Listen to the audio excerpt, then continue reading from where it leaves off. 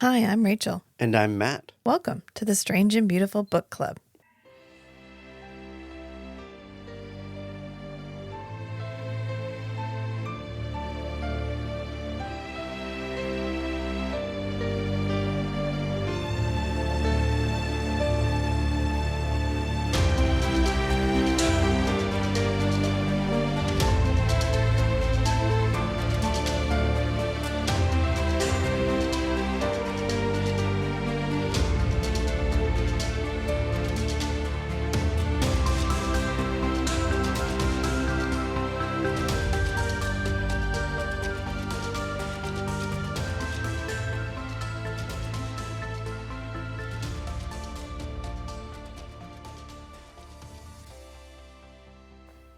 It's time for another episode, a movie episode. Vampires of 1979. Part 7 of 8. We are so close. You have So close. almost made it. Ooh. I think this was a wonderful theme. I have had so much fun. It's been nice to have a focus. The focus. It has. And then I think from here, we're actually going to pivot 180. I don't know how you would describe that, but we're going to do a cyberpunk. Strange and Beautiful Book Club goes cyberpunk. We're going to do some cyberpunk. For the next, 6 months or so. We're going to do like a cyberpunk takeover, I guess. I don't know. We're going to do cyberpunk books. That's what's going to be our theme for the next 6 months. 2024, the year of cyberpunk. Isn't it Cyberpunk 2020? What is that? 2077. Oh, there you go. You got me like confused. I was like, oh my God, are we on most cyberpunk novels of the 80s and 90s take place in the distant year of 2018. Well, that Sequest takes place in 2018. And then I think Blade Runner takes place in 2019.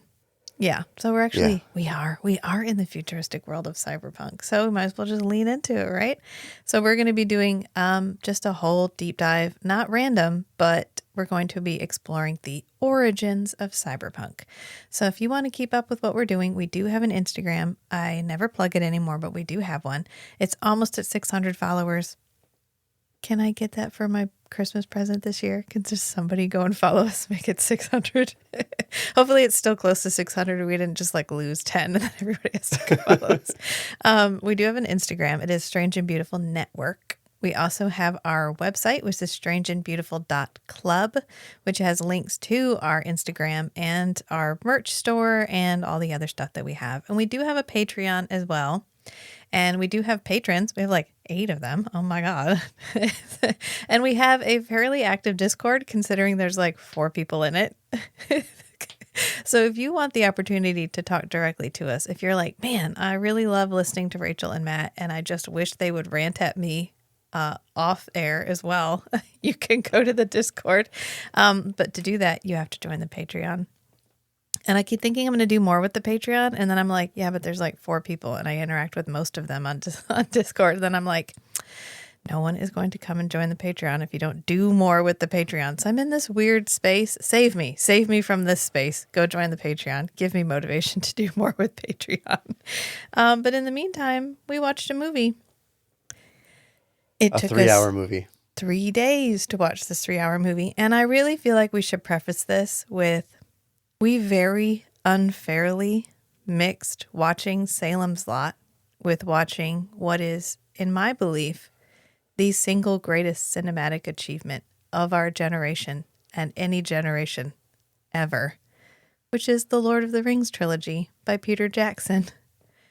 The first annual family watch through. We needed the Lord of the Rings trilogy. We needed a breather. If you follow me on Instagram, which you totally should, I announced that our episodes are going to be on a slight delay, and it's because, I don't know, just sometimes you need a moment, you need a family moment, and we needed a family moment, and we took it.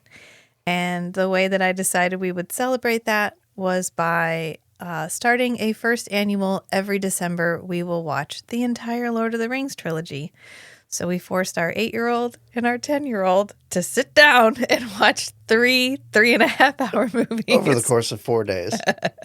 To be fair, I opted to not watch the extended editions, so it was not as painful as it sounds. And we gave them boxes, which they had to sit in while they watched them. They enjoyed that a lot. That sounds like torture, but it totally wasn't. And they had a really good time, and we had a really good time. But then when they would go to bed, we'd put on Salem's Lot. So we went from Lord of the Rings, which, again, someday we will do that. And it will just be a love letter to the universe because I have no notes. And then we put on Salem's Lot, and it was good. I mean, it was fine.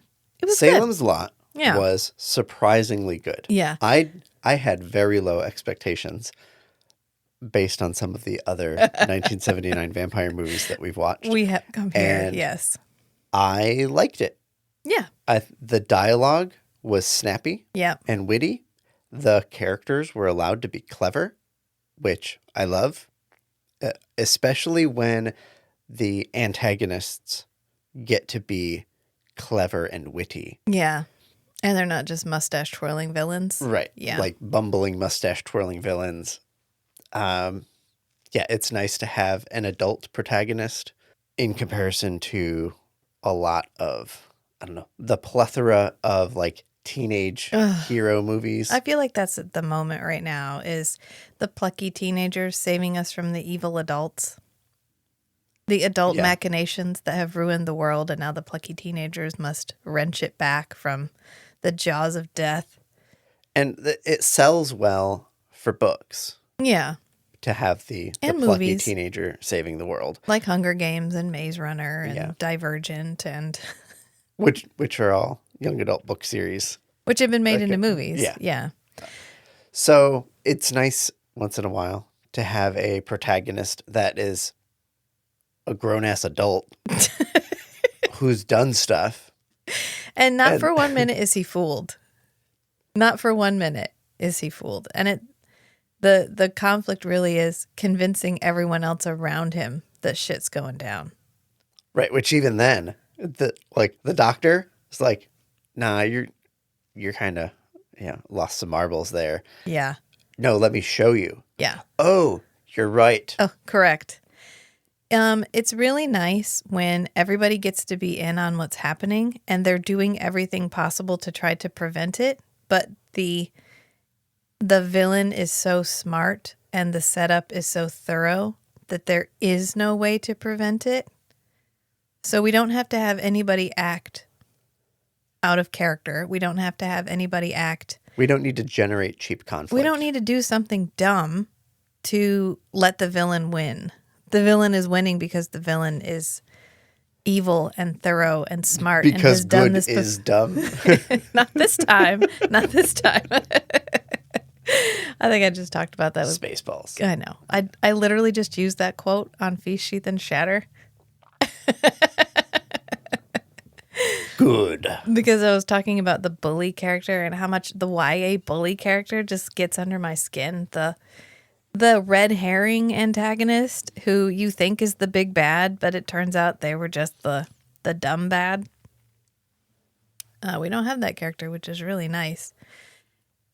Actually, I think most of the characters most of the characters are great characters. I really enjoyed this. Is the plot twisty-turny and in-depth and deep and meaningful? And it is not a complicated story. It is not a complicated story.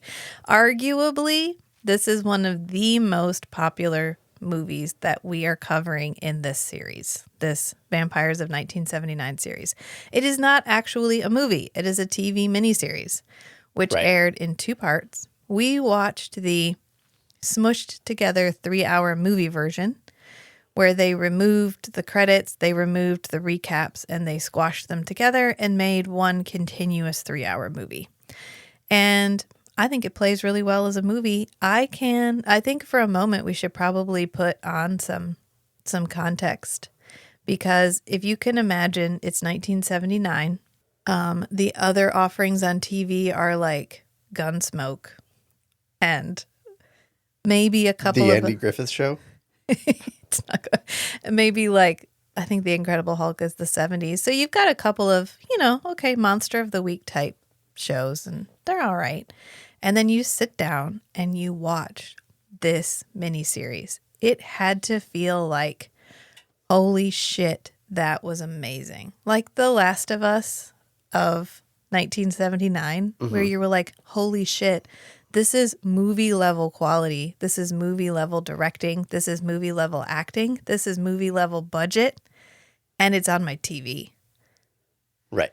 It's like a made for TV movie, but they split it into 2 parts. So you get lots more depth. You get to have the kind of movie pacing you expect from the 70s, but you're getting it on your TV. And it had to feel like, oh my God. And you can understand kind of why this has the lasting impact that it has had, because it had such a splash when it first came out. And additionally, the director of this, I think his name is Toby. It's Tobe. It's not Tobe, probably. It's probably Toby. If there's an E on the end, it makes the vowel say its name. So it could be Tobe. I don't know. But names don't have to be phonetic. Names don't have to be phonetic. As I've been explaining to the kids. The most important part of this is he is the director of the Texas Chainsaw Massacre. Before this or after? Would ask. Context. It makes a difference. Did he get this because he directed Chainsaw Massacre, or? Yeah, Texas Chainsaw Massacre is 1974. Okay. So he would be directing this 5 years after the Texas Chainsaw Massacre. He also directed Poltergeist, that old chestnut. All right. And I just had to put this in here, Life Force, which is the Vampires from Space movie with Patrick Stewart, which we will someday do, and we will enjoy the shit out of, because it is terribly awesome. Our favorite kind of movie. Yes. So he's a renowned horror director. If you're into horror, you know him. So he got to direct this made-for-TV movie. And it stars some, at the time, pretty big names, like David Soul, who plays Ben, who's our main character. He was in Starsky and Hutch as, I think, Hutch. Okay. So it was 50-50. I'm hoping I got the right one there. I never watched Starsky and Hutch. But I've heard of it. Yeah. It's like okay, you would know him.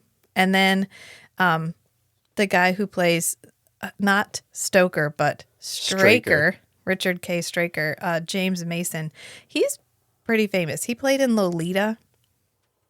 And I wanted to take a moment and just...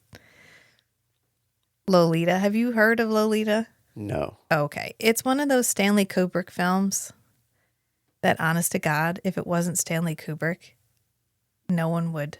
Sometimes when you have the right name, you can get away with things for a really long time that if you didn't have the right name, you wouldn't. Because it's a movie all about this guy. Actually, James Mason plays the main character, and he is a professor who believes this 15-year-old this 15-year-old child is seducing him. And so he ends up starting a relationship with her mother so that he can be in close proximity with her. Oh. Yeah. And he calls her Lolita. That's not her name. Oh. Yeah. It's one of those ones where everyone's like, oh, it's so beautiful. It's so well shot. It's an exploration of the aging aristocracy of England and how they're trying to maintain their relevance by blah, blah, blah. I'm sorry, it's pedophilia. So let's just it is what it is. Okay. Because if you made that into a young boy, nope, nobody likes this movie. If the woman they cast to be Lolita is quite mature looking. If they had made her look like a 15-year-old girl, like a child, also far creepier. Right. So anytime you can swap out characters in a story and all of a sudden it gets real, real gross, just think a little bit deeper about some assumptions that you're making about what's going on in the movie. It's just a good place to start. That's our favorite gender swap thing to do. Anytime you can swap the gender and suddenly it ain't cool, maybe it ain't cool the first time around anyway. Anyway, that was my PSA about, guys, can we stop having a hard-on for Stanley Kubrick all the time? Yeah, he's got some good hits. He does. but are they all hits? I don't know. Just ask yourself that question. Look in the mirror and think deeply about that. Actually, James Mason only died like 6 years after this movie. He died in 1985. So he dies shortly after this movie. I have to imagine it's because he grinds his face into this carpet at the very end. Definitely got something from Poor that. guy. Yeah, this house. Whew. Ooh. There's this white particle stuff falling from the ceiling constantly. Makes a really cool effect. It has a really cool atmospheric effect, but it's probably asbestos insulation. 100% is probably asbestos. Didn't we watch a movie where the snow is actually asbestos? Wizard of Oz. Oh, yeah. Yep. The white shit that falls on them is just legit asbestos. Yep. They're like, it's fine. It's like they used to think radium was good for you. It's medicinal. Asbestos is medicinal. It has an effect on your cells. It certainly does. Oh, show. And then we have Mark Petrie? I don't know. Mark. We We got a little punchy by hour 3. And we renamed this guy fucking Mark. Rachel was punchy. Sensitive about the fact that this takes place in Maine and nobody has a New England accent. And as someone who spent their formative years, like high school, in Massachusetts, in a region of Massachusetts where it's very just neutral American accent. Yeah. It's completely reasonable that there's a town that doesn't have the in Maine, the coastal New England accent. I don't know. I had a lot of so fun with Mark. Rachel ended up repeating a lot of lines with a Boston accent. I was adding ambiance, okay? she was adding her own headcanon. We should have done a watch all along. All of these characters are actually speaking in a thick Boston accent. We should have done a watch along. They translated. Yes, but they translated for the neutral American accent. Yeah, and then we had to rewind because we went off on a whole. Why do all the coasts always have regional dialects? Right, you got Bar Harbor. Yeah. In Maine. And then you got Boston. Yeah, and then where we live in North Carolina, there's the New Jersey has its Hoy-Toiters. own accent. Yeah, North Carolina has the Hoy-Toiters. Yeah.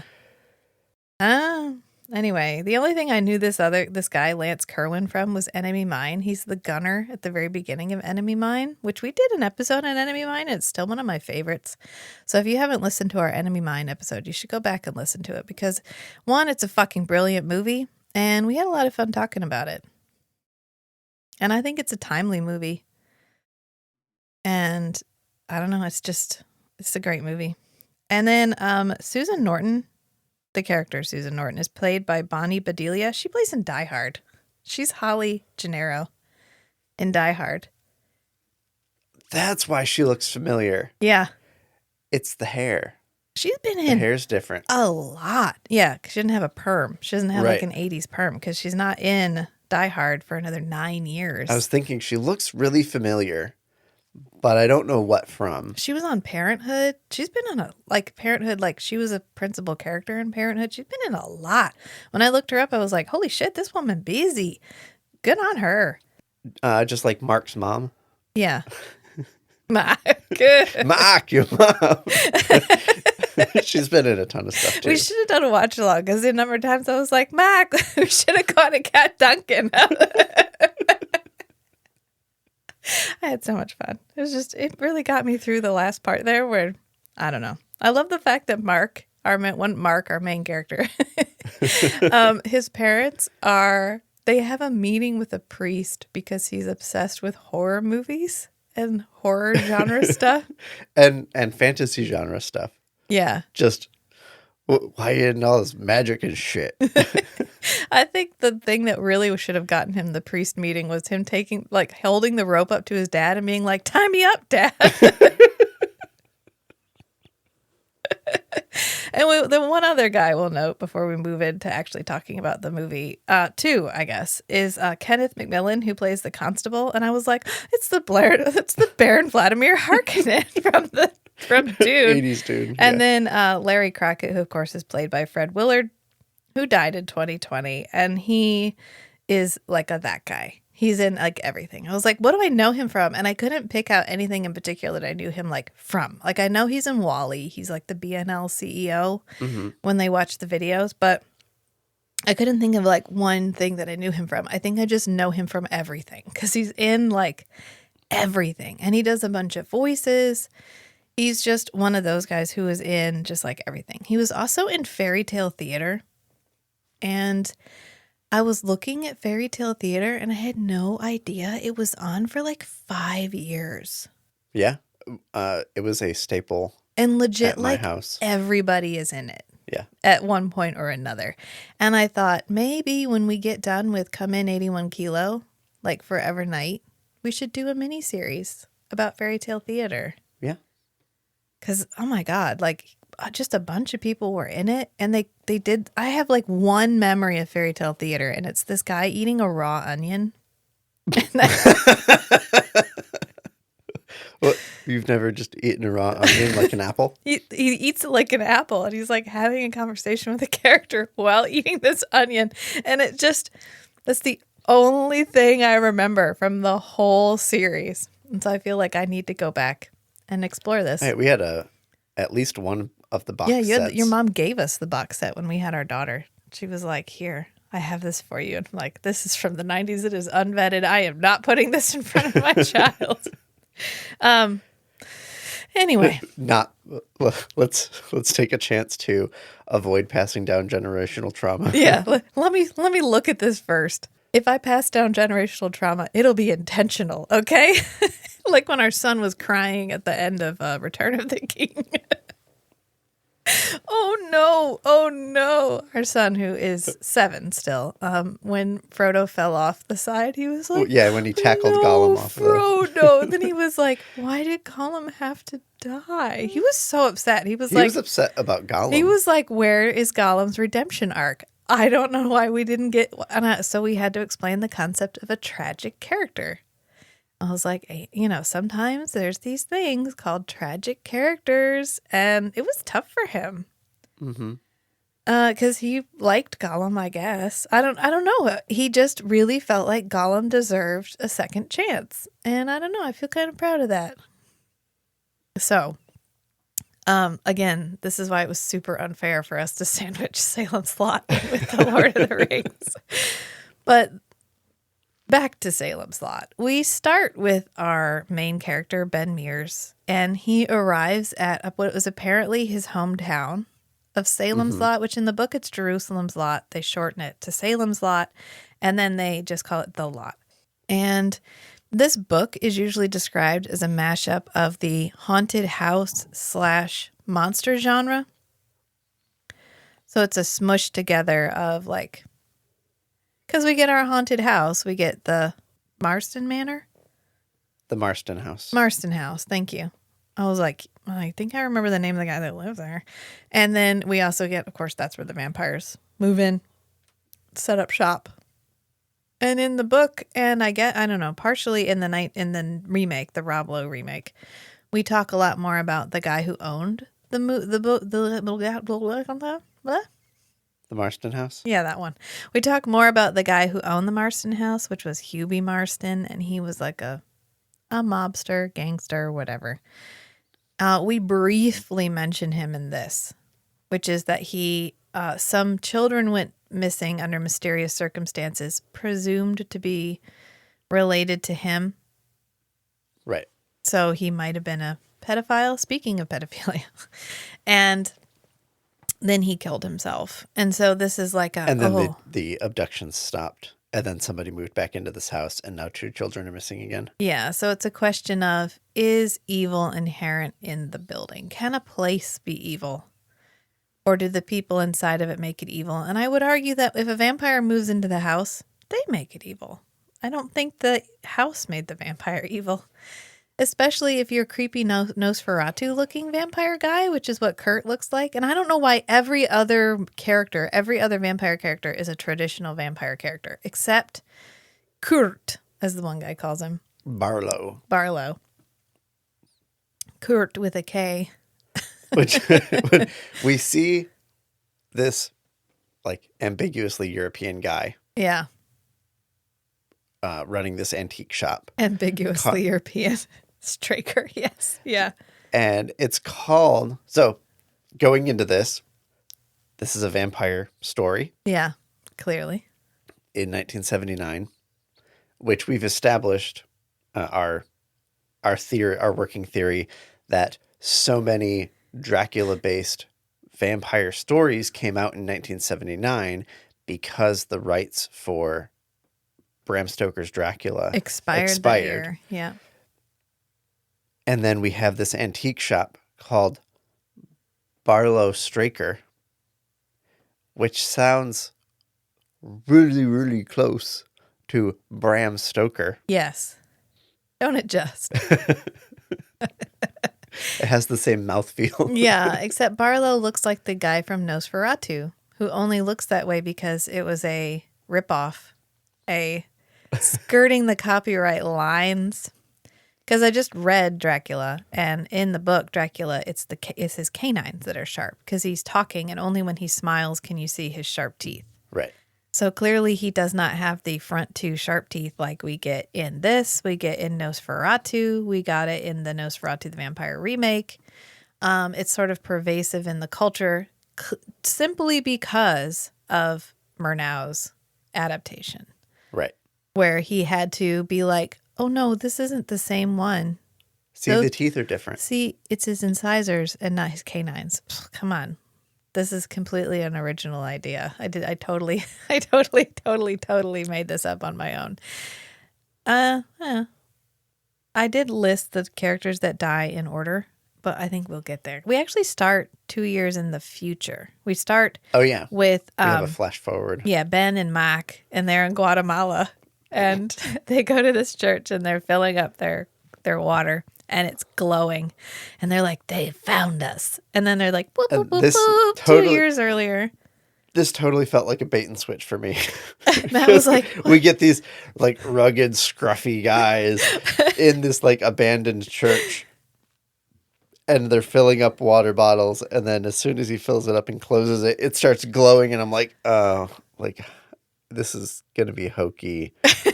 Hokey vampire hunter monster. Like, no, I'm gonna battle thing. One. Okay, sure. Yeah, but then Matt didn't even notice the title card that says 2 years earlier. So to him, we just never went back to that storyline. He was like, "How is this related?" And this was at hour 2 hours and 59 minutes in. He was like, "Oh, we're finally back to Guatemala." Yeah, honey, because it's finally 2 years later. What? Wait. Okay, that makes more sense. That makes so much more sense. But he actually goes to this rental office or real estate office, which I was like, oh God, can you imagine? Okay, say you have social anxiety, right? At least right now, you can go online and fill out forms. Like you can find apartments that are available and do a digital tour and then fill it out. Can you imagine just cold going to a place and walking into a real estate office and being like, I would like to rent something, please. Completely not knowing what's available, how much it's going to be, how long it's going to take. Oh my God. Just the thought is whew. Of course, there were half as many people in the world. So, well, he did have a plan going in. He wanted to rent the Marston house. Yeah, he assumed it was going to be available. He walked in and he was like, hey, this actually, Matt was like, ooh, I really liked that dialogue. Because he's like, I'm looking for a place to rent. And the guy's like, okay. How long? 6 months. Furnished? Yes. Pet or family and kids? No. So it was a very okay, let me get all the information I need. And then he says, well, I don't really have anything furnished available right now. And he's like, okay, cool. How about the Marston house? And this is actually Fred Willard's character. And Fred Willard's character, who is Larry. Larry is like, oh, that just sold. So I just closed on that. It's not available. Sorry. And he's like, oh, shoot. Which, can you imagine if he had rented it?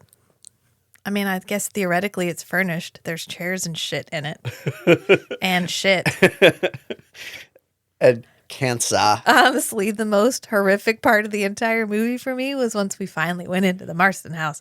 But that's because I have a weird thing about dirty textiles. I can't even, you know what? Sometimes when you're a little bit neurospicy, sometimes you have these things that you can't really explain to people.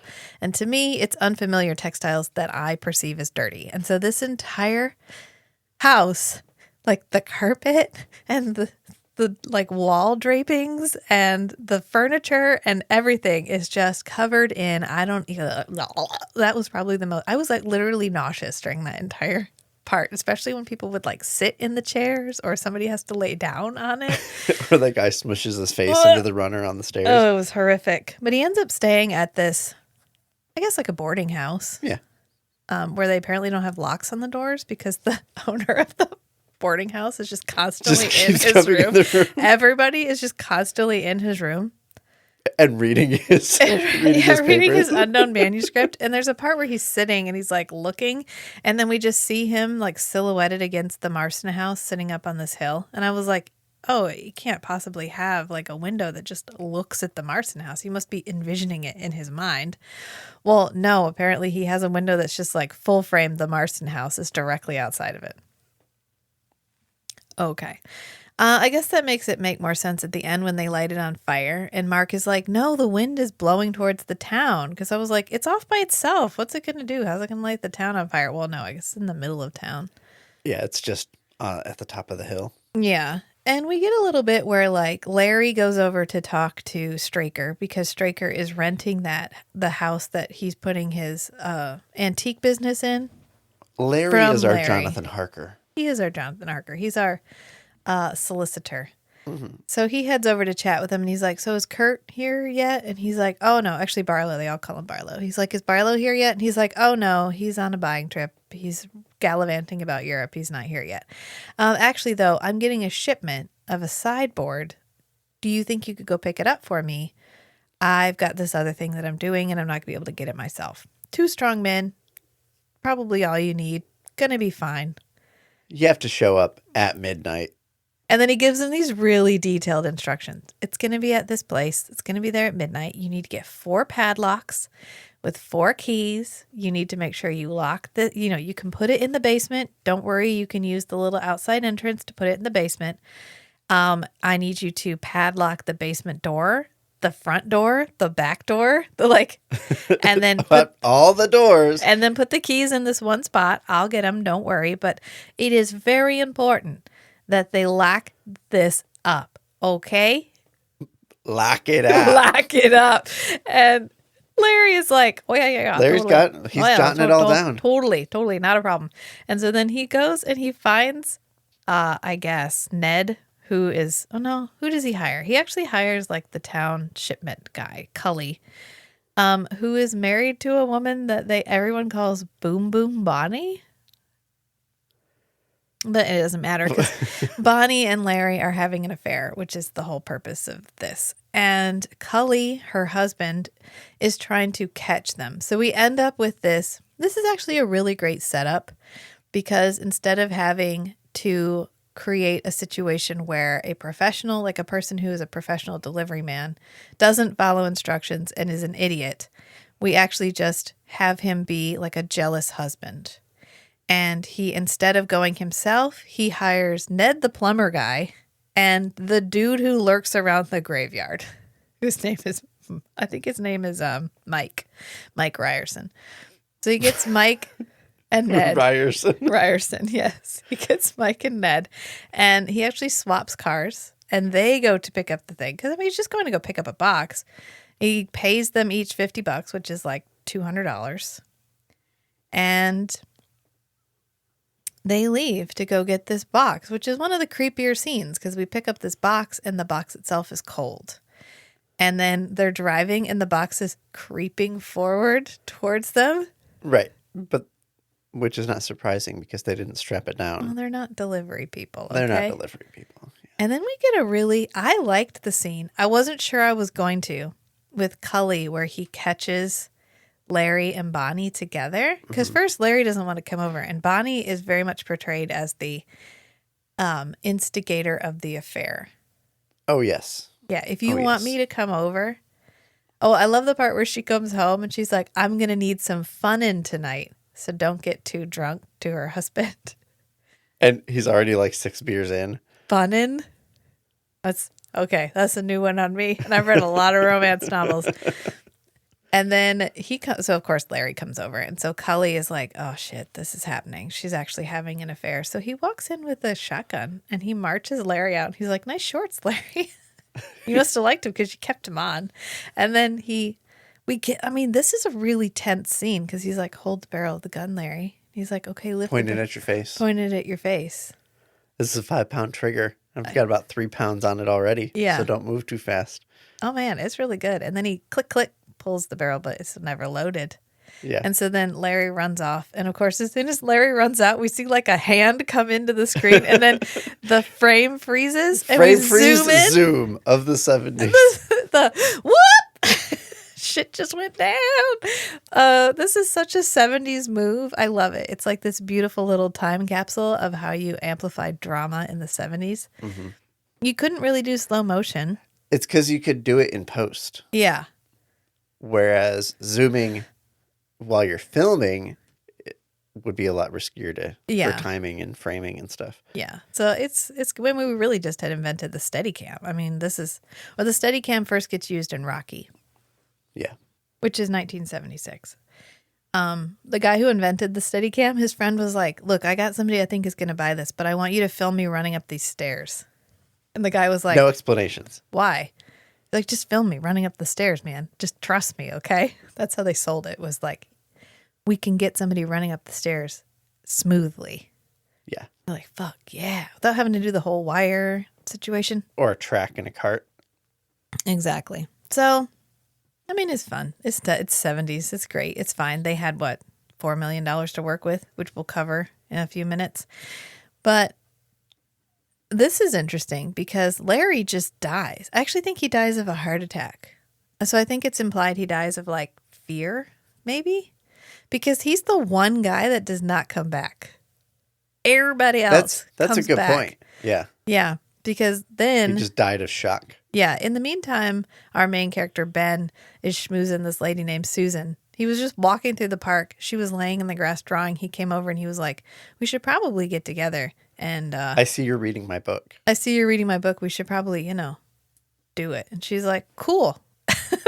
Yeah, let's do that. She's an elementary art teacher, but she's also like a graphic designer. She describes herself as semi-liberated because there's a scene where they're liberated because there's a scene where they're talking to each other and she's like, I really like you. And he like makes a face and she goes, I know, partially liberated woman states her feelings. Oh, okay. Whew, that was there's good 70s and then there's bad 70s. And the Susan character is very, I don't know, there's that scene where she's going to go an interview. She's like, I got a job interview. I'm going to be in Boston for a couple of days. And and he's like, oh, okay. And I'm like, I'm pretty sure the words there are congratulations. Right. But Rachel was totally prepared for him to pull like a guilt card. Yeah. Be like, no, you can't leave me. I like you too much. I can't believe you'd go so far away from me now when we're just developing our feelings for each other. And he doesn't. And he's actually talking to another character and they're like, well, how do you feel about the fact that she's interviewing in Boston? He's like, I'm trying to be happy about it. Thank you, Ben.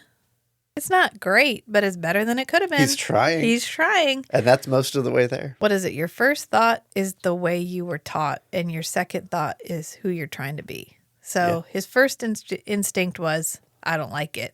His second was, this is an opportunity for her. I need to like it. Too bad she didn't just stay in Boston. Because, as we find out, Susan is another tragic character. Kind of like Gollum. All thanks to Mark, by the way. Fucking Mark.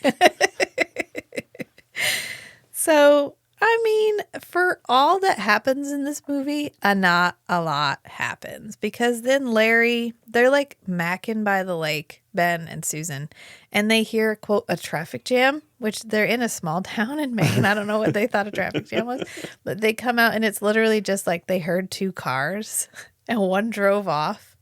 And they heard some doors. And they heard some doors. And there's Larry in his car, and Larry is dead. Okay, so for two cars to come up, somebody get out and get in another car and leave. That means there had to be two people driving cars. Does Barlow know how to drive? Maybe. Why would he not? I'm just imagining him driving down the road in Straker's car. With his teeth? With his teeth out. Like window down, head out the window. Somebody pulls up at the other part of the intersection. Just turns and looks at him. That'd be really good. I don't know. I think they were going to grab him and he ended up dying of a heart attack. That's what happened to Larry because he just went through something extremely tough. And then the less great part about the Cully wrap up is he goes back up and he's like, hello, Bonnie, here comes Great Big Bear or whatever. And I mean, who doesn't love a little marital rape? Me. I don't love a little marital rape. That's what this is. This is a thing, and that's what this is. And it happens. It's supposed to be like he's reasserting his dominance or whatever, but luckily it's brief and those characters disappear and we never have to deal with it ever again. And the whole purpose of this is just that this gives us a chance to have the plumber and the guy that lurks in the graveyard really fuck up this delivery. Because somehow they get this box down in this basement. Somehow. They just, we don't, who knows? They don't know. Nobody knows. That's why we don't show it on film. That's why we don't show it on film. And then they're like, I'm going to open this shit up. It's like, I need to know what's in here. I got to know what's in here. And Mike is like, I really don't think that's a great idea. It's giving sus vibes. I think we just need to wrap this up and leave. And they end up just fleeing because they get freaked out. And they get in the car. Oh, because they hear footsteps upstairs. Yeah. So they think, oh no, shit, somebody's here. And so they get in the car and they're like, no, wait, the padlocks. And so they just toss the padlocks in the basement. Just throw them in. Shut the door and leave. That's close enough. That's good enough. The padlocks are close to the doors. Yeah. Well, it's fine. I don't know. And they close the door to the basement. I honestly don't think it makes a difference because what would have changed? Right. Whatever was in the box. Because Barlow shredded the box. Yeah. Those doors weren't going to slow them down. No, they're just going to break the doors. They weren't going to be like, it's locked. Oh, well. Oh, guess I'm stuck in the house. I'm grounded. One of Rachel's biggest pet peeves is I'm stuck in the house. Let me go look out the giant floor-to-ceiling window and pine about Made of like quarter-inch thick glass. And pine about how I absolutely cannot leave this building because the door is locked. Yeah, man. There's a lot of windows in this movie, and they are all like single pane, and they're like a 1/8 of an inch thick. And I was just like, wow, we worried about nothing in the 70s. We were like, energy, we just send that out into the universe, like good vibes. That's fine. Heat, that can go. Air conditioning, bye-bye. You head right outside that window. No problem. Oh, there's like no air conditioning in there was the some. Northeast. Oh, yeah. In Maine, there would have been none. Oh, yeah. But Maine. Heat, yeah. That's why your windows froze shut. Because what window? That's why you had heavy curtains on every window. They were a suggestion of separation between you and the world. They were not a real separation between you and the world. It was an annual ritual in my house. Yeah. My brother and I were tasked with putting up the shrink wrap plastic on every single window in the house. Yeah. To just add that double pane insulation goodness to the windows. Yeah. I don't know. I don't think the padlocks would, because Straker doesn't seem broken up about it at all, because he arrives shortly after they leave and the whole box is blown apart. And we've seen some shenanigans happening around town already. And he actually has like a plastic wrap parcel and he lays it on this table and opens it up and it's a child. And this is Ralphie Glick. And actually the first person we see die in Dracula is a baby. So I guess this is on brand. Yeah. Nothing says the situation is shitty like killing a child.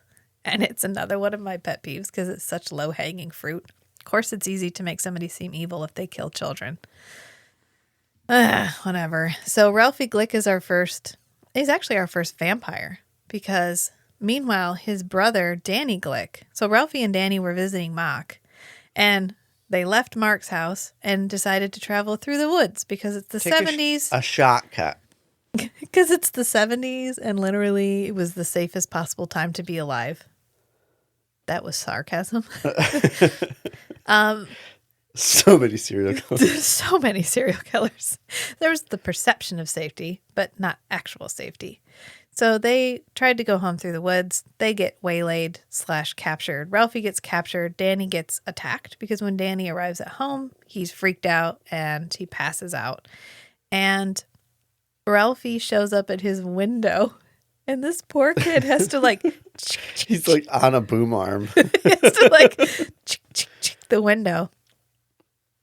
And of course his brother's like, Ralphie, yes. So he goes over and opens the window. Where have you been? Mom's worried sick about you. So Ralphie dies first and becomes a vampire first. Then Danny becomes our second vampire. And but it's drawn out. Yeah, he has persistent anemia. Apparently, they're like, I don't know. I love how this is a contrast to most of our modern vampire movies when they just walk up and they're like, oh, they're missing a ton of blood. Like, they don't have to do anything. They just look at them and they're like, they're real low on blood. Where did it go? As opposed to this one where they're like, where'd the blood go? I don't know. Who gives a shit? He has persistent anemia. It's not in his body anymore. This stuff just leaks out if you poke a hole in it. Maybe he peed it out. I don't know. It's the 70s. We don't have medical training for this. I don't know. How am I supposed to know? Just prescribe him some cigarettes. It's perfectly fine. He's got a cold. Make sure he gets menthol. It's fine.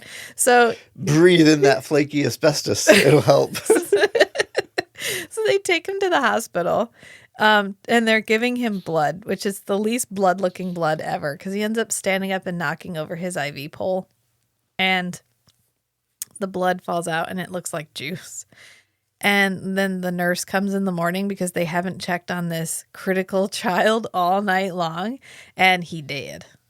And then we cut to the funeral, and this is when Mike Ryerson, Is it actually Mike Ryerson? Yeah, his name is Mike. Why? Oh, Ned Ryerson is right, because you're always making jokes about Ned Ryerson.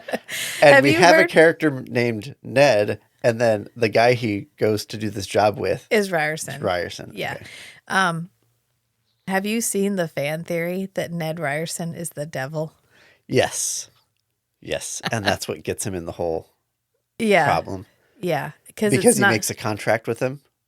Well, it's not until he buys all of it. Not until he buys all of the insurance that Ned is selling. It's not until he signs the contract with Ned that he gets out. Yeah. But poor Mike is burying Danny's coffin after the funeral, which is like a shovel. And do they not have a backhoe or anything? He's just the guy that works in the graveyard. And he's filling up the hole. And then he stops and he's like, huh. And then he jumps in it sounds like that happens really fast, but it's 25 minutes of him just standing by this hole while there's a breeze and there's thoughtful music. A hyperbolic 25 minutes. Yeah. And he jumps in and he opens the lid and this kid does not look okay. He does not look okay. Eyes open, glowing, staring. Yes. At first his eyes are closed. Okay. And he just looks sort of grayish. And then he ends up opening his eyes and his eyes are all yellow. The contacts are cool looking. They are cool. The glowing yellow eyes are really cool. And Mike is like, I ain't never seen one do that before. Let me get a closer look. He ends up getting bitten. And so Mike is our second to fall. So now we have 3 vampires. We have Ralphie, Danny, and Mike. And then Danny shows up at Mark's house. And Mark is not having it. Because Mark is obsessed with horror movies, he's like, oh, no, you ain't getting me. He's educated on this kind of stuff. Yeah.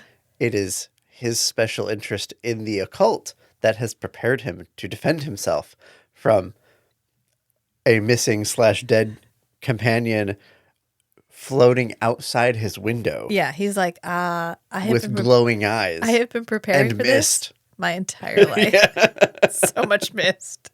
But he ends up grabbing a cross and repelling Danny with the cross. And I liked, well, we commented while we were watching it about how this has a cool effect because they actually, I guess this was when Ralphie shows up and bites Danny for the first time. Yeah. And the second time. There's this like unnerving like movement, and it's because they filmed the whole thing in reverse of Ralphie like floating in the window, where he like the real filming was he starts out with his mouth on Danny's neck. Yeah. And then they film it backwards. And so the mist is all moving backwards. Yeah, it's pretty cool. Yeah. And the movement looks a little unnatural because it's in reverse. Which makes it even better. I mean, that's how they did the ring. The movement for the character in the ring. Okay. Yeah. That makes sense. And then the next one is Marjorie Glick, which is Ralphie and Danny's mom. And this is the one where finally we get some other characters on board, because the whole time Ben has been like, the doctor's like, yeah, they're just weak. They're just tired and they've been having bad dreams. It's persistent anemia that leads to death and then disappearing bodies. Sometimes when you have persistent anemia, you just evaporate. That's where they're all going. God, keep it together. We don't have any medical training for this. It's the 70s. It's the 70s.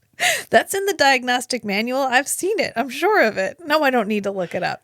And so finally Ben is like, I'm pretty sure these people are coming back as vampires. And the doctor's like, I am tentatively willing to believe you. And so they go to find Marjorie Glick, who is actually at a funeral parlor in Compton, like another place. Yeah. And One town over. So they're there and they're waiting. And he goes to check in on his family. Ben, or the doctor, goes to check in on his family. And Ben is sitting there taping together 2 tongue depressors. I don't know. You could have just bought a cross. I don't know. Maybe no gas stations were open. You couldn't find a thank you, Jesus sign. Yeah. Sorry. Well, it's the Northeast. Oh, yeah. We live in what is referred to as the Bible Belt in the United States. And in the Bible Belt, religion is extremely pervasive. So there are these signs. And you have to advertise it. There are these signs that say, thank you, Jesus. And they are everywhere. About every third house. Yeah. And people put them in their yard. They put them on their car. Maybe that's why we don't have vampires around here. Yeah. Yeah. It's like the druids that bless their entire forest. That's a Come In 81 Kilo reference, where Matt believes that if you can imbue any religious object with religious fervor and it will repel vampires, then can a druid bless an entire forest and make a vampire-free forest? Prove me wrong. Not on this podcast, I'm not going to. But Marjorie ends up coming back. And actually the doctor slashes her with the scalpel and it exposes like fat. It's really gross. The scene where he cuts her. Yeah. And then they end up touching her with the tongue depressor and she dies. I don't know if she dies or if she just turns into mist and puffs. I don't know. And then we come back because Mark has told his parents that he saw his friend hovering outside his window. And they were like, that is it. We are calling in a priest. So they bring in a priest for an intervention because his horror movie. You know what? It would probably seem funnier if I could not believe my mom would have absolutely done this if I had not been better at hiding my obsession with vampires and horror movies. Especially with the whole satanic panic. Yeah. Yes. I was not allowed to watch vampire movies as a child. I did anyway because that's how these things go. And but you know what I love about Mark is he still just does it. He's like, I get that my parents don't like this, but my entire room is horror movie themed. Right. They've humored me this long. Yeah, I'll just keep doing it. And then they come in to talk to him about it. He just completely oblivious. Oh, why do you have these handcuffs, son? Oh, because I learned how to get out of them, Dad. Put them on me. Instead of being like, oh, no, that's for me and my boyfriend. And then he holds the rope up and he's like, tie me up. I could show you. I can get out of any knot. And so they have the priest come in to have an intervention because clearly he has been watching so many horror movies that now his subconscious is generating these horror-like images, and this is a problem. And so the priest is trying to talk to them, and there's like the lights go out. First he tells him this is just a symptom of your your subconscious. And then the lights go out and the window breaks. And we look over at the sink, and there's a black cloth lying on the ground. And then slowly the black cloth... Because the window, like, explodes. Yeah, slowly the black cloth stands up. And it's Kurt Barlow. Which A.K.A. we don't ever see him as a bat or a wolf or anything. No, he didn't talk either. He just got, like, cat-sized. Yeah, I guess. Broke through the window. I don't know. Maybe Straker wrapped him around a rock and threw him through the window. Because he stands up and he just walks over and grabs Mark's parents' heads and just goes whack, smacks them together. And apparently that kills them. I don't know. It's the 70s. They probably already had lung cancer. It's fine. Yeah. And then Straker comes in. Straker pops in through the kitchen door and he's like, ha! Back, priest! Back, shaman! Back, shaman! Because the priest stands up with his cross and he's like, back, holy man! Back, shaman! Which is honestly one of the best exchanges in the movie, this whole scene right here. I imagine in the book this is probably longer. I finally got the book. I had to wait at the library. Like, I had to wait to check it out. And I finally got it. So I'm going to read it, and then maybe we'll rewatch it. We will watch the remake with Rob Lowe. And I got totally distracted because that is a banging ass refrigerator that is in this kitchen. I was like, look at the refrigerator. And of course, Straker is standing right next to it. And it's got like a side-by-side door. I'm like, is the freezer on one side and the refrigerator on the other? I don't know. It's so cool. It's probably still running. It's probably still running somewhere. It's probably used, like, you can watch the kilowatt spinner go around on your electrical dial. Every time it turns on. It kind of, is that a Black Mirror, the episode where they move into a house and it already has a refrigerator and there's a civilization living in the freezer? Maybe. Anyway, they end up, the priest trades his life for Mark's because Straker tempts him with, can you win in a battle of his faith versus your faith? Or a faith off? A faith off. Come, priest, have a faith off. Yeah. with the vampire. I don't know if it works or not because we never see the priest again. I think Straker and Barlow wanted to get rid of the priest because ostensibly the priest is going to be the person most well prepared to combat them. Yeah. That proves to be false. False. Because this priest doesn't know what's up. No, it's the horror movie fan. Doesn't Ben go to see the priest? I don't think so. They go to a priest, the Catholic priest, to say, hey, can you help us out? And the priest is like, nah, I'm one of those like new priests. Remember the Underlight kit on the front of the church? What the shit is on the front of that church? With Why is there a like 20-foot pendulum hanging from the clock on the front of the church? With like an with LED, a backlighting kit. A backlight kit.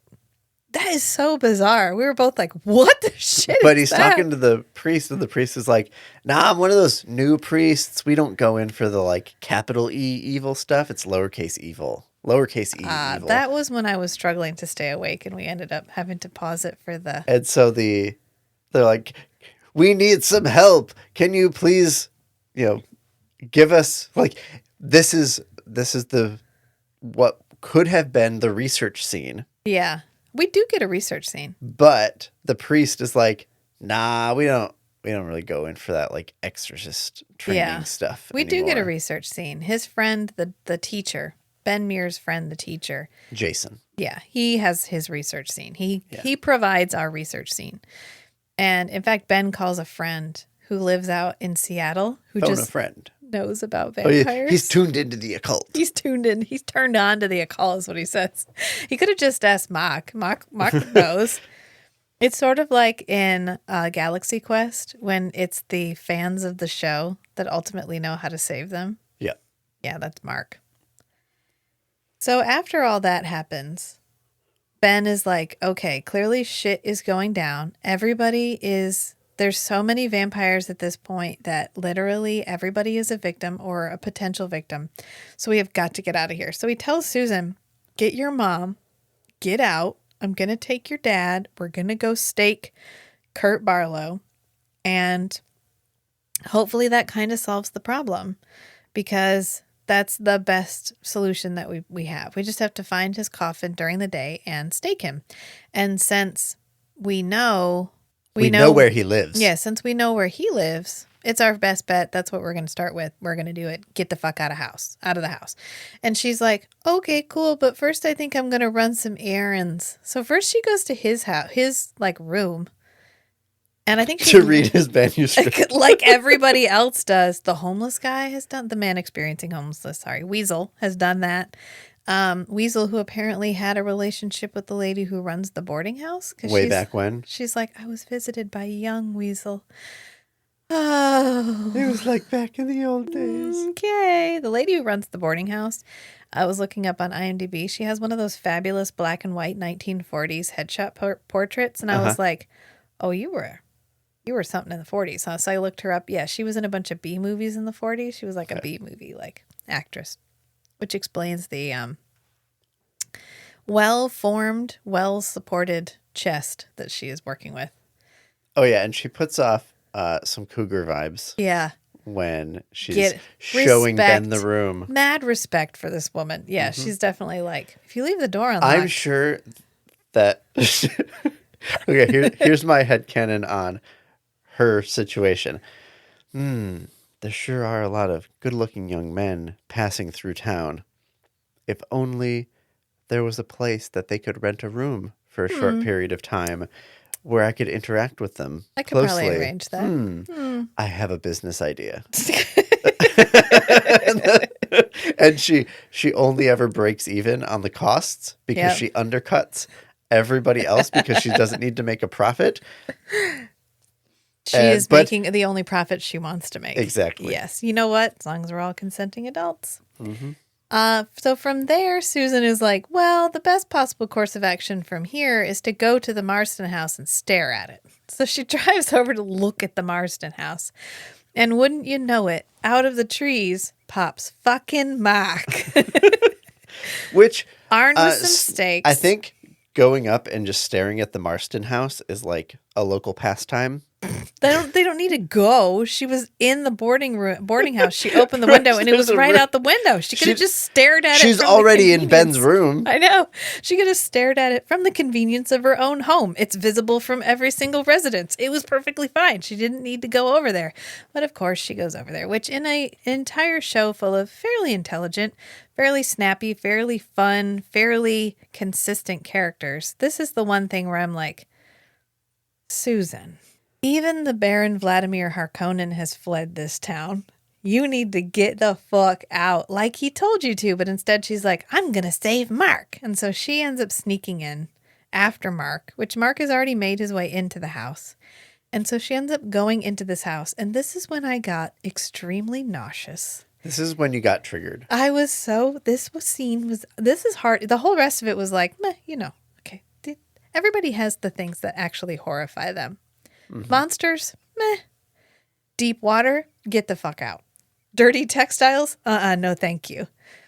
Man-made objects in water, also no thank you.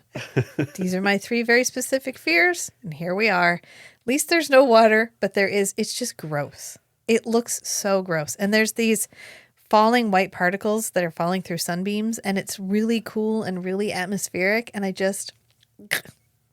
was like nauseous the entire movie.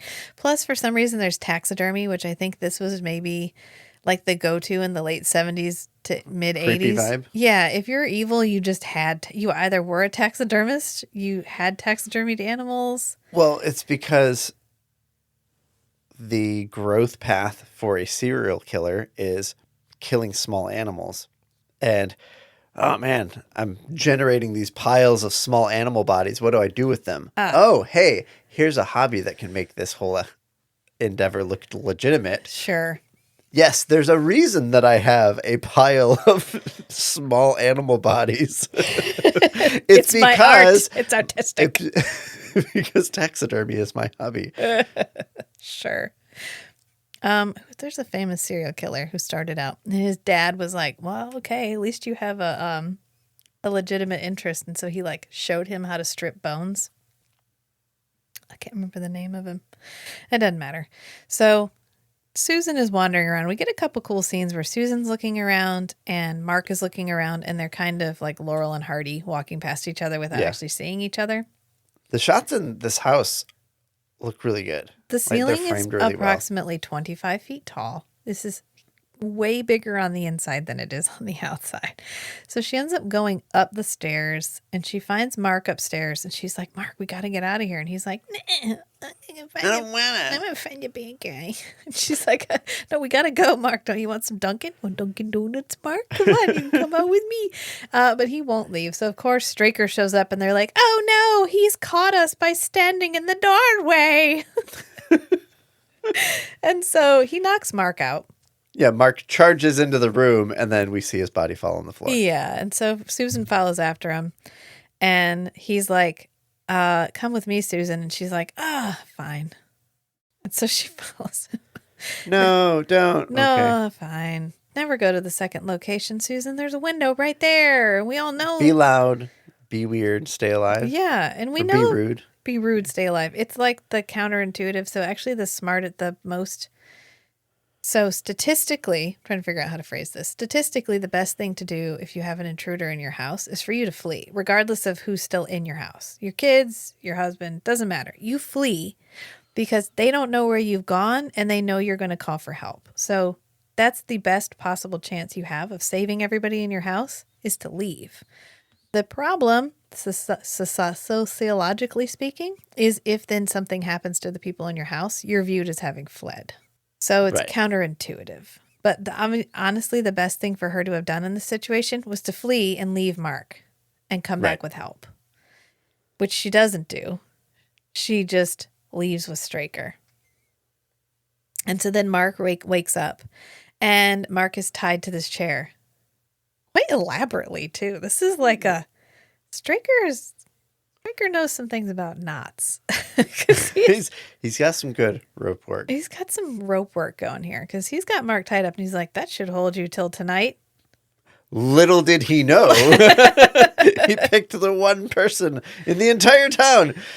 Oh man, you would need like 300-400 hours of practicing of getting out of complicated knots to be able to escape from this.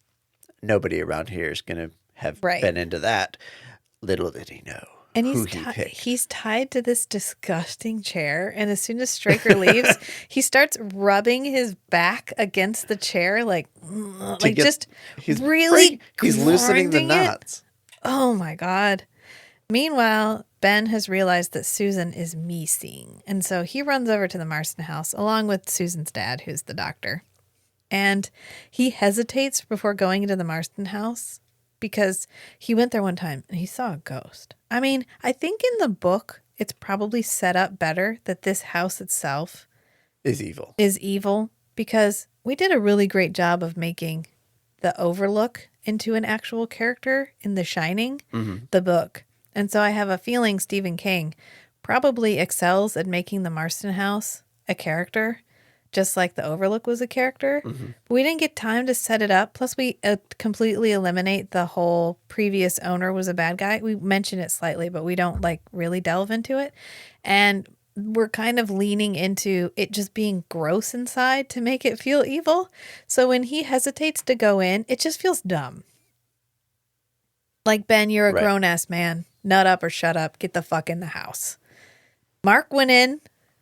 Susan went in. Mark didn't hesitate. And the doctor guy is like, the fuck is wrong with you? Get in this house. And he's like, well, hang on. Let me get something out of my tote bag. Because he's got like the bag under his arm. He needed an open top tote bag because he keeps having to rummage through it. And he has to like hold it underneath and like rummage through it. He should have just had like a side bag he could have gone through. Yeah. Come on. Have you not watched Buffy? So he goes into the house. They finally go into the house. And almost immediately, the doctor guy gets killed. Well, Mark shows up. They try to get Mark to leave. Mark refuses to leave. They try to beat Mark up to get him to leave. Mark refuses to leave. Mark just refusing to leave is a consistent theme. Well, and another piece of info here is we got one last scene with the constable. Oh, yeah. The constable, Vladimir Harkonnen. Yes. Where he's like, oh, you're staying? Well, I'm getting the fuck out of here. Yeah. With all the people that I care about personally. Yeah. Here, I got something. And I was like, oh, he's going to deputize him. No, he just gives him a gun. No, just gives him a gun. He's like, here, this will help you. Maybe this will help you. Maybe this will help you. So we have a gun. The doctor guy gets impaled on antlers, which is another... I mean, that's what happens in The Lost Boys, too. Yeah. Which was actually supposed to be a way for them to be able to bring David back. Because he doesn't get staked with wood. He gets staked on the antlers. I'm kind of glad that never materialized because it's... Anyway, we haven't done Lost Boys, but this isn't the Lost Boys podcast. So, he gets impaled on antlers. And so Ben is at the bottom of the stairs and he's like, no, come back. And Straker starts coming down the steps because at this point we found out Straker's not just a familiar. He's pretty badass because he picks up the doctor and runs him down and stakes him on the antlers. And then he's coming down the steps and it takes like 5 bullets to stop him. But finally he's just like, and he just grinds his face into that carpet, which every time Ben runs in to get his bag, he kicks up all this dirt from the carpet. God, this is so hard for me. Anyway, I mean, a lot happens here. Finally, we go down to the basement because they're like, maybe the vampire's coffin is in the basement and not the upstairs bedroom. And they actually asked Straker where he took Susan. Mark asks Straker where he took Susan. He says where she wanted to go anywhere. I took her to the man she was looking for or whatever. He doesn't answer any questions, which is nice. I love a non-monologuing bad guy. Right. He's like, I don't owe you any. I love Straker's dialogue with the constable. Oh, every time. Yeah. I like when we get a complex, witty villain. Yeah. He's completely in control of the situation. He believes he's completely in control of the situation. He is completely in control of the situation, and he has absolutely nothing to fear. He is completely confident. And so he is able to really bandy words with the constable. And the constable actually is played as a very smart character. He's not bumbling. Right. It is literally that a smart character is outwitted by another smart character. You don't have to create a dumb character in order to let your villain get away with what he needs to get away with. And this is the goal, y'all. Okay? This is what we should be shooting for. I didn't DNF, but I have set aside a book that I was going to read. And it's a book I've read by another book by this author as well. And I also DNF'd that book. And I think I referred to it as driving a wedge in with the plot hammer, where you just need something to happen. And so in order to make it happen, you have to create this situation that feels unbelievable. Like, there's no way the constable, like the head of the police in this town, is an idiot. Hopefully not an idiot. And so he's not played as an idiot. He's played as he is suspicious of Straker and Kurt the entire time. And Ben. He's immediately suspicious of everybody. And he does not hold on to, Ben might have done it. As soon as he has okay, couldn't have been you, we drop it. And he's back to being suspicious of the actual bad guy. He's not pridefully suspicious. Right.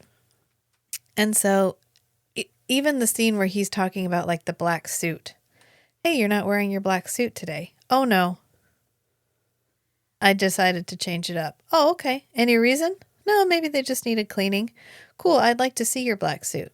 Well, actually, I have 2 of them. Cool. Oh, I'd love to see both of them. Is that in order?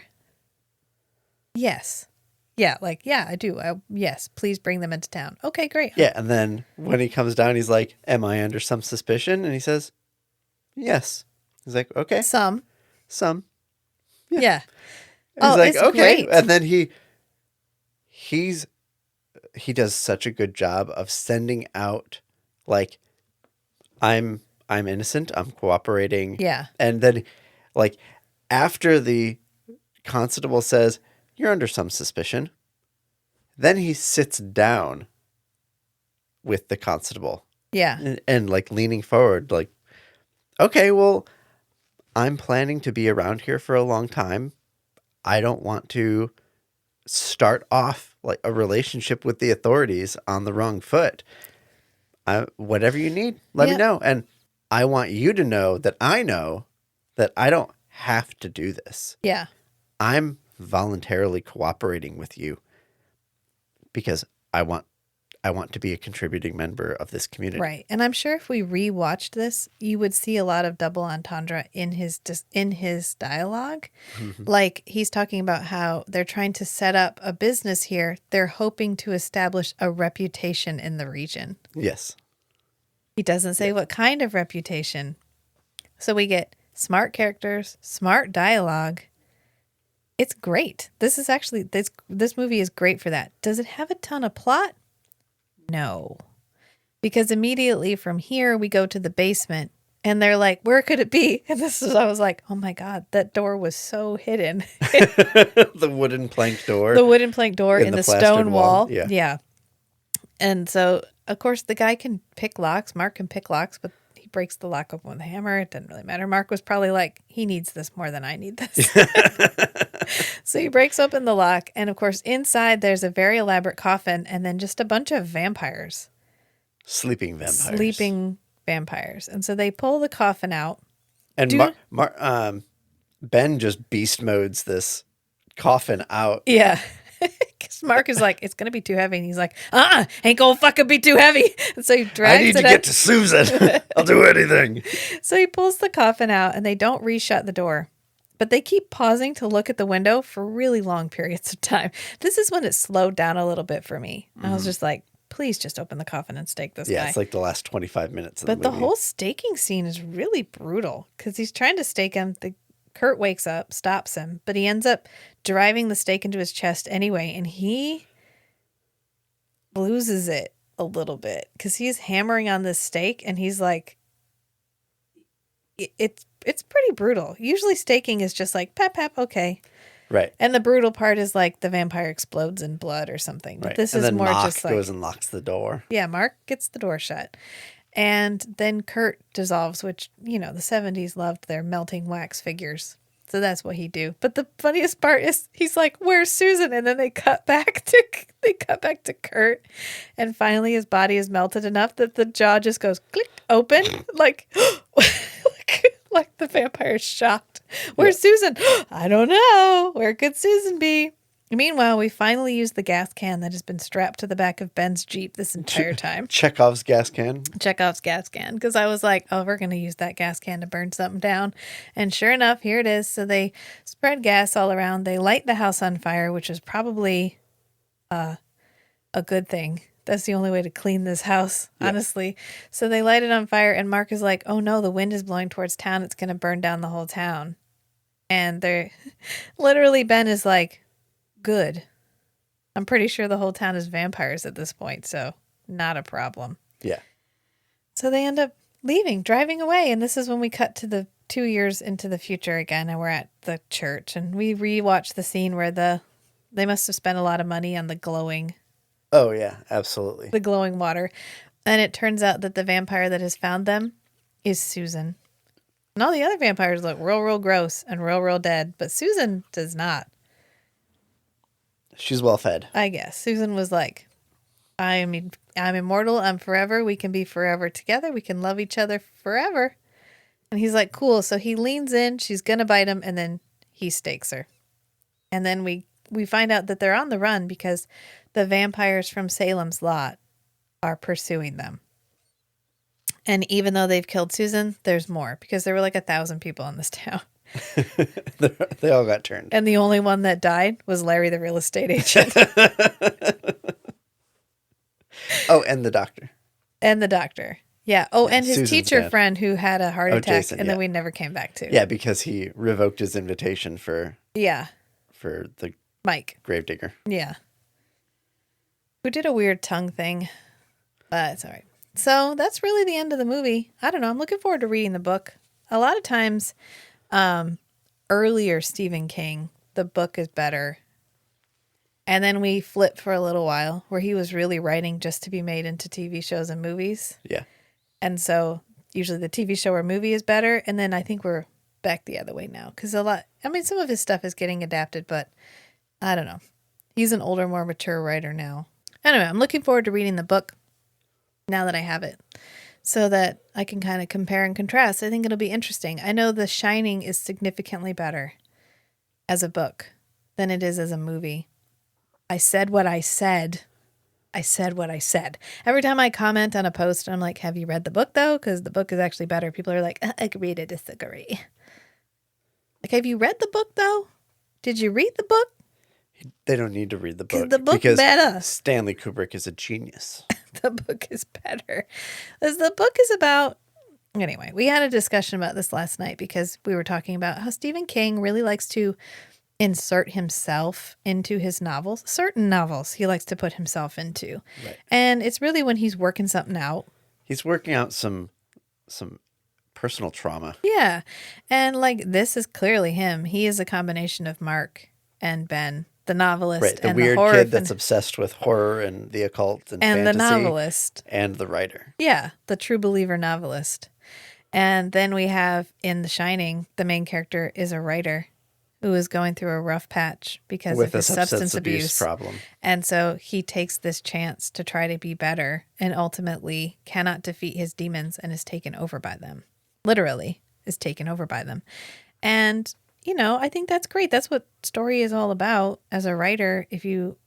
Some of people's best work is usually when they are putting something of themselves into it to try to work something out. Because then it's meaningful to the writer. It's not just intended to entertain. It's intended to, right. teach a lesson through metaphor and symbolism. He's not funding the addition on his house. He's not building a new kitchen. Stuff. Right. Because sometimes Stephen King just needed a new kitchen. And that's why he wrote that book. And sometimes he needed to say something. And I think you can tell. We talked to Haldane B. Doyle, who wrote the Vitreous Womb book that we talked with. And we had an interview with him, which is really good. If you haven't listened to it, you should go check it out. But he was saying that he tried to just write the book because he wanted to write the book, because he wanted to say something, because he thinks you can tell the difference. And I agree. You can tell the difference between something that is made because somebody wants to say something and something that is made purely for profit. It is okay to profit off of art as well. It's okay to make a profit off of a passion project. That is never what we're saying. What we're saying is there is a difference between the passion project that makes you money and the money project that's just to make money. Right. I feel like we need to clarify that sometimes. It's okay to make money. We would also like to make money on this podcast.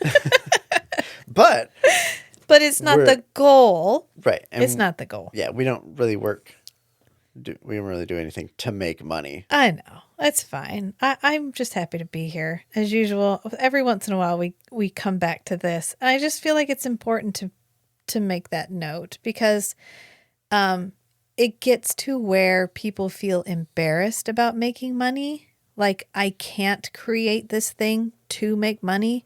That negates it entirely, and that's entirely untrue. Right. It's okay to make a thing that you love and then want to make money from that thing that you love. So this is our second to last Vampires of 1979. We're going to take a wee break, even though I promised that next week would be Vlad Tepes. We're going to push that off one more week. And I'm actually going to publish an interview that we did with a fellow named Dr. George Paxinos, who has the third most cited scientific publication ever. I think until recently. The rat brain and stereotaxic coordinates. So anyway, he wrote a novel. He wrote a fiction novel. The only fiction novel he this intends world-renowned to write. neuroscientist. Yeah. Oh, yeah. He also wrote a novel. And he talked to us, which was pretty cool. It was really fun, and we really had a good time interviewing him, and he was very thoughtful, and we really enjoyed it. And I'm going to go ahead and get that up and put it out so that people can take a look at it. And do check out his book, buy his book. It's called A River Divided. It was good. It was thought-provoking. It was a neuroscientist writing a novel exploring the idea of nature versus nurture in the context of his own lifelong pursuit of environmental change, which he self-describes as a failure, and questioning whether we have the capacity to save ourselves or not. So it was good. Do go check that out. And have a happy holiday season, however you celebrate, because we will see you all again on the other side. And remember, sometimes the strangest things are the most beautiful, too. So be who you are and love what you love. Until next time, friends. Bye.